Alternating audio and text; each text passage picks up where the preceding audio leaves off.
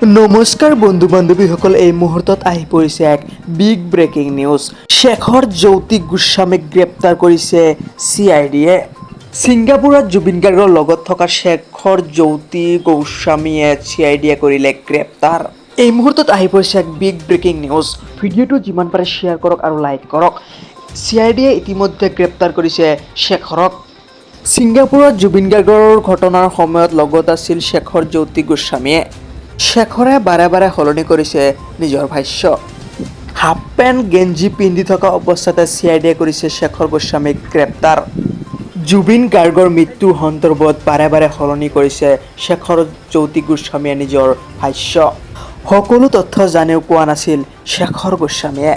ছিংগাপুৰত জুবিন গাৰ্গৰ সৈতে একেলগে সাগৰত সাঁতুৰিছিল শেখৰ গোস্বামীয়ে। CID মাৰাথান জেৰাত সকলো তথ্য পোহৰলৈ আহিব। হয়, ঠিকেই শুনিছে, শেখৰ গোস্বামীয়ে গ্ৰেপ্তাৰ হৈছে। CIDয়ে কৰিছে শেখৰক গ্ৰেপ্তাৰ।